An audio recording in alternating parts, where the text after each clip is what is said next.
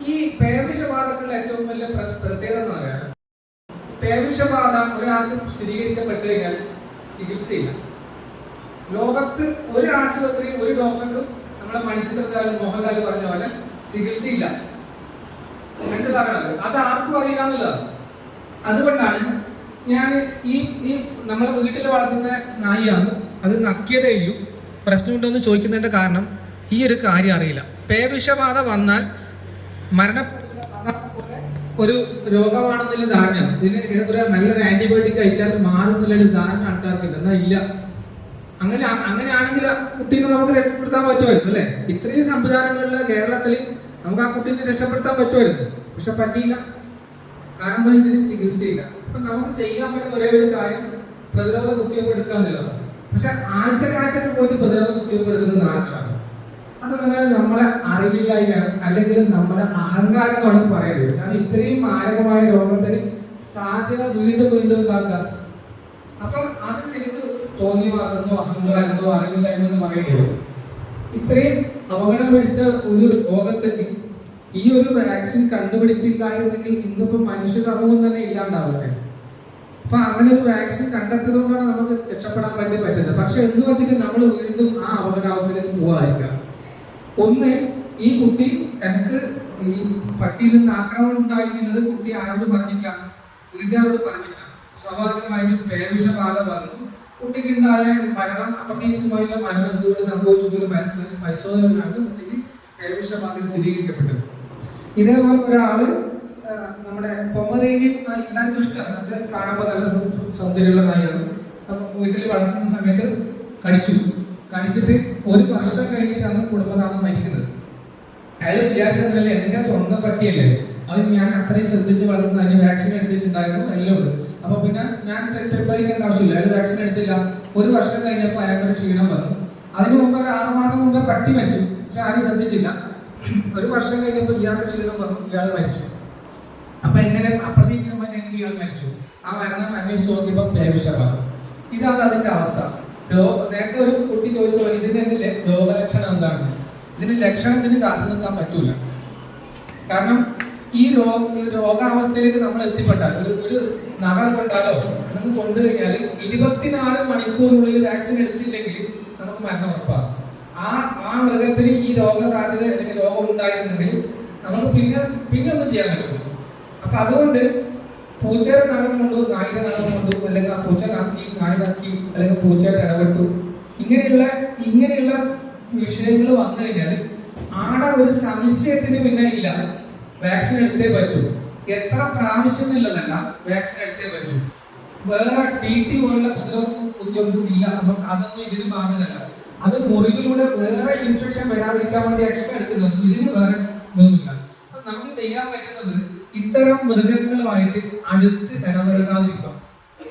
കാരണം നമ്മളെ വീട്ടിൽ പട്ടിനെ വളർത്തുന്നുണ്ടാവും, പൂച്ചനെ വളർത്തുന്നുണ്ടാവും, മറ്റ് ഒരുപാട് മൃഗങ്ങളുണ്ടാവും. പക്ഷെ അവരുമായി അടുത്ത് ഇടപഴകാതിരിക്കുക എന്നുള്ളതാണ് നമ്മുടെ ജീവൻ സംരക്ഷിക്കാനുള്ള നമുക്ക് ചെയ്യാൻ പറ്റുന്ന ഒരേ ഒരു കാര്യം. നമുക്ക് ഒരുപാട് ആഗ്രഹങ്ങളുണ്ടാവും, പക്ഷെ ഈ മൃഗങ്ങൾക്കുള്ളൊരു പ്രത്യേകത പറഞ്ഞാൽ അവർക്ക് സ്വന്തം ശരീരം എപ്പോഴും വൃത്തിയാക്കി വെക്കുന്ന ഒരു ആഗ്രഹമുള്ളവരാണ്. അവർ സ്വന്തം നക്കി വൃത്തിയാക്കി കൊണ്ടുവയ്ക്കും. അവരുടെ ആ തൊലിപ്പുറത്ത് അല്ലെങ്കിൽ രോമത്തിന് ആ ഒരു എണ്ണമയം ഉണ്ടാക്കാനും ആ ഒരു സോഫ്റ്റ്നെസ് ഉണ്ടാക്കാനും അവരെപ്പോഴും നക്കിക്കൊണ്ടിരിക്കും. അപ്പൊ ഈ ഉമിനീര് അവരുടെ ശരീരത്തിലുണ്ടാവും. നഖം നക്കി വൃത്തിയാക്കും. ആ നഖത്തിൽ ഉമിനീരിന്റെ അംശങ്ങളുണ്ടാവും. അതുകൊണ്ടാണ് നമ്മൾ അത് മാറ്റുന്നത്. സ്നേഹത്തോടെ ആവാം, ചിലപ്പോൾ എന്താ പറയുക, ദേഷ്യത്തോടെ ആവാം. അതുപോലെ തന്നെ കടിക്കുന്ന സമയത്ത് ഉമിനീരിന്റെ അളവ് വളരെ കൂടുതലായിരിക്കും. ഇപ്പൊ ഒരു പുറത്തുനിന്നൊരു നായിന്റെ ആക്രമണം ഉണ്ടായി കഴിഞ്ഞാൽ സാധാരണ ഇത്തരം മൃഗങ്ങൾ, പൂച്ച, നായ, അല്ലെങ്കിൽ പട്ടി, കടുവ, കുറുക്കൻ എന്നെല്ലാം പറഞ്ഞത് നേരെ മുഖത്തിന് നേരെയാണ് അവർ ആക്രമണം വരിക. അപ്പൊ അതിന്റെ ആക്രമണത്തിന്റെ അളവ്, അതിന്റെ തോത് എന്നാൽ അത് എവിടെയാണോ കടിക്കുന്നത്, എത്ര ആഴത്തിലാണ് കടിക്കുന്നത്, അതിനനുസരിച്ചിട്ട് ഈ വൈറസിന്റെ അളവ് കൊടുക്കും. അപ്പൊ ചില സമയത്ത് ഈ വൈറസ് നമ്മളെ വാക്സിനിലും മേലെ ചിലപ്പോൾ പോകും. ഇത്തരം മാരകമായ മുറിവ് ഉണ്ടായി കഴിഞ്ഞാൽ മുറിവ് എണ്ണി ഓരോ മുറിവിനും ചുറ്റുമാണ് വാക്സിൻ എടുക്കുന്നത്. മറ്റേ സാധാരണ നമ്മളെ നോർമൽ ചെറിയ പോറൽ ഉണ്ടായി കഴിഞ്ഞാൽ എടുക്കുന്ന ആന്റി റാബീസ് വാക്സിൻ പോലെയല്ല. മാരകമായ കടി ഉണ്ടായി കഴിഞ്ഞാൽ ആ ആഴത്തിനനുസരിച്ചിട്ടും മുറിവിന്റെ എണ്ണം നോക്കിയിട്ടാണ് വാക്സിന്റെ അളവെടുക്കുക.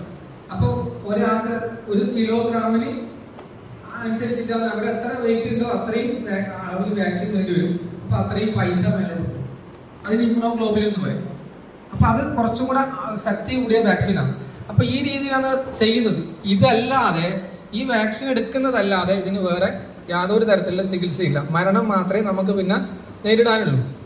അപ്പൊ അതുകൊണ്ടെന്ന് പറഞ്ഞാൽ നിങ്ങൾ ഈ സ്കൂൾ പരിസരത്ത് കാണുന്ന മൃഗങ്ങളുമായിട്ട് അല്ലെങ്കിൽ പട്ടികളായിട്ട് അടുത്ത് ഇടപെടാതിരിക്കുക. അതിന് ഭക്ഷണം കൊടുക്കാനും അതിനെ തലോടാനും ഒന്നും പോകാതിരിക്കുക. കാരണം അതിൻ്റെ ശരീരത്തിൽ എപ്പോഴും ഈ ഉമിനീര് നിൽക്കുന്നതുകൊണ്ട് അപകട സാധ്യതയുണ്ട്. അപകട സാധ്യത നിലനിർത്തിക്കൊണ്ട് അതിന് ഈ പറഞ്ഞ പോലെ നമ്മളെ ശരീരത്തിൽ മുറിവുണ്ടെന്ന് വെച്ചോ, കയ്യിൽ മുറിവുണ്ട്, ആ പട്ടീനെ നമ്മൾ തൊട്ട് കഴിഞ്ഞാൽ ആ മുറിവിലൂടെ രോഗാണുക്കൾ നമ്മുടെ ഉള്ളിലേക്ക് കയറാനുള്ള സാധ്യതയുണ്ട്. അപ്പൊ ഇത്തരത്തിലുള്ള അപകടമുണ്ട്. ഈ നമ്മളെ കാലിൽ മുറിവോ കൈക്കോ മുറിവുണ്ടെന്ന് അവിടെ ഈ മൃഗങ്ങൾ നക്കിയാൽ പോലും അപകടമുണ്ട്. അപ്പൊ നമ്മൾ ചിന്തിക്കുന്ന എനിക്ക് പ്രശ്നമൊന്നുമില്ല ഒന്നിലും ചിന്തിക്കും. പക്ഷെ കുറച്ച് ദിവസം കഴിയുമ്പോൾ ചിലപ്പോൾ നമ്മൾ മരണപ്പെട്ടു പോയേക്കാം. അപ്പൊ ആ ഇത്തരം മൃഗങ്ങളുമായിട്ട് അടുത്ത് ഇടപഴകാതിരിക്കാം. ഇപ്പൊ പാലാണെങ്കിൽ പാല് തിളപ്പിച്ചിട്ടേ കുടിക്കുന്നുള്ളൂ നമ്മൾ ഉറപ്പുവരുത്താം. നമ്മളെ വീട്ടിലുള്ള പൂച്ച, ഈ പൂച്ചേനെ മടിയിലെടുത്ത് വെക്കുക, അതിനെ കൺമഷി തൊടിക്കുക, പൊട്ട് തൊടിക്കുക, അതിനെടുത്ത് ഉമ്മം വെക്കുക, അല്ലെങ്കിൽ അതിന്റെ മാന്തല് വാങ്ങുക, സ്നേഹത്തോടെ ആണെങ്കിലും അതിനെ മാന്തുക, എന്നിട്ട് ആഴ്ചക്കാഴ്ചക്ക് പോയിട്ട് ഇഞ്ചക്ഷൻ എടുക്കുക. ഈ രീതി എന്ന് പറഞ്ഞാൽ അങ്ങേയറ്റം തെറ്റാണ്. എല്ലാ സമയത്തും വാക്സിൻ നമുക്ക് ഉപകരിക്കണമെന്നില്ല. ചിലപ്പോൾ വൈറസിന്റെ അളവ് കൂടുതലാണെങ്കിൽ ചിലപ്പോൾ നോർമൽ വാക്സിൻ ആയിട്ട് നമ്മൾ എടുത്തിട്ടുണ്ടാവില്ല. ചിലപ്പോൾ അത് മരണത്തിലേക്ക് എത്തിക്കുക. നമ്മൾ ചിന്തിക്കുന്നത് ഞാൻ വാക്സിൻ എടുത്തിട്ടുണ്ടല്ലോ, പക്ഷെ അവിടെ ഈ മൃഗത്തിന് രോഗമുണ്ടെങ്കിൽ അതിനേക്കാളും അളവിൽ ചിലപ്പോൾ വൈറസ് കയറിക്കഴിഞ്ഞാൽ നമുക്ക് രോഗം ഉണ്ടാകാം. അപ്പോൾ കുറച്ച് കാര്യങ്ങൾ ശ്രദ്ധിക്കുക. ഒന്ന്, പോറൽ ഉണ്ടായിക്കഴിഞ്ഞാൽ ആദ്യം തന്നെ ഒരു തുറന്ന് വെച്ച പൈപ്പിലോ അല്ലെങ്കിൽ ഒരാൾ ഒഴിച്ചു തരുന്ന രീതിയിലോ നന്നായി കഴുകുക, സോപ്പിട്ട് കഴുകുക. അപ്പോൾ എന്താന്ന് പറഞ്ഞാൽ വൈറസിന്റെ തോത് നമുക്ക് പുറമേ നിന്ന് കുറേലും ഒഴിവാക്കാൻ പറ്റും. നന്നായി കഴുകുന്ന സമയത്ത് നമ്മുടെ ശരീരത്തിൽ എത്തിയിട്ടുള്ള വൈറസിന്റെ അളവ് നമുക്ക് കുറക്കാൻ പറ്റും. അല്ലെങ്കിൽ ഈ മുറിവിലൊക്കെ ഈ വൈറസ് ഇങ്ങനെ കയറിക്കൊണ്ടിരിക്കും. അപ്പോൾ ആ പുറത്ത് വേഗം കഴുകുന്ന സമയത്ത് നമ്മൾ ആ വൈറസിന്റെ അളവ് നമുക്ക് ലോഡ് കുറക്കാൻ പറ്റും. 24 മണിക്കൂറിൽ എത്രയും അടുത്തുള്ള വാക്സിൻ സെന്ററിൽ പോയിട്ട് വാക്സിൻ എടുക്കുക. നമുക്കിവിടെ വരുന്നത് പഴയങ്ങാടി താലൂക്ക് ആശുപത്രിയിൽ വാക്സിൻ ഉണ്ട്, പരിയാരം മെഡിക്കൽ കോളേജിൽ വാക്സിൻ ഉണ്ട്, തളിപ്പറമ്പ് താലൂക്ക് ആശുപത്രിയിലുണ്ട്, പയ്യന്നൂർ താലൂക്ക് ആശുപത്രിയിലൊക്കെ തന്നെ നമുക്ക് വാക്സിൻ അവൈലബിൾ ആണ്. അപ്പോൾ അവിടെ പോയി 24 മണിക്കൂറിനുള്ളിൽ വാക്സിൻ ലഭിച്ചു എന്ന് ഉറപ്പുവരുത്തുക. പിന്നെ മുറിവിൻ്റെ ആഴം നോക്കി ഡോക്ടറെ കാണിച്ചിട്ട് മുറിവിൻ്റെ വളരെ ആഴം കൂടിയ മുറിവാണെങ്കിൽ ചിലപ്പോൾ ഇമ്മ്യൂണോഗ്ലോബിൻ എന്നുള്ള വാക്സിൻ ഉണ്ടാവും. അത് ഒന്നുകിൽ പരിയാരം മെഡിക്കൽ കോളേജിലോ അല്ലെങ്കിൽ ജില്ലാ ആശുപത്രി കോഴിക്കോട് അല്ലെങ്കിൽ കോഴിക്കോട് മെഡിക്കൽ കോളേജ് ഇത്തരം സ്ഥലങ്ങളിൽ മാത്രമേ അവൈലബിൾ ആയിട്ടുള്ളൂ. അപകടം വന്നതിന് ശേഷം, ഒരു പ്രശ്നം ഉണ്ടായതിനു ശേഷം, അതിന് ശേഷം അലമുറിയുന്നതിലല്ല കാര്യം, അതിൽ നിന്ന് നേരത്തെ മാറി പോകാറില്ല. അപ്പൊ ഒന്ന് നിങ്ങൾക്ക് അത് ചെയ്യാം, മൃഗങ്ങളൊക്കെ അടുത്തളവായിരിക്കുക. രണ്ടാമത്, എന്തെങ്കിലും തരത്തിലുള്ള ആക്രമണം ഉണ്ടായി, ഇപ്പൊ ഒരു പുറത്തുള്ള നമ്മൾ ആക്രമിച്ചു, കീപ്പ് കൂട്ടി നമ്മൾ ആക്രമിച്ചു, ഒരു പട്ടി പൂച്ച പോലും നമ്മൾ ആക്രമിച്ചു കഴിഞ്ഞാൽ ആ സമയത്ത് രക്ഷിതാക്കളെ അത്രയും പെട്ടെന്ന് വരാതിരിക്കാം, അല്ലെങ്കിൽ അധ്യാപകരെ അറിയിക്കാം. നമ്മുടെ അധ്യാപകരോടോ രക്ഷിതാക്കളോടോ നമ്മളെ അടുത്ത ബന്ധുക്കളോടോ ഈ കാര്യം അറിയിച്ചിട്ട് നമുക്ക് ആദ്യം തന്നെ മുറിവ് കഴുകാനുള്ള സംവിധാനം എടുക്കാം. രണ്ടാമത് ഇത്രയും പെട്ടെന്ന് ഹോസ്പിറ്റലിൽ പോകാനുള്ള സംവിധാനം ഉണ്ടാക്കാം. ഒരു കാരണവശാലും തല്ലിനെ പേടിച്ചിട്ടോ ചീത്തനെ പേടിച്ചിട്ടോ ഇത്തരം കാര്യങ്ങൾ പറയാതിരിക്കരുത്.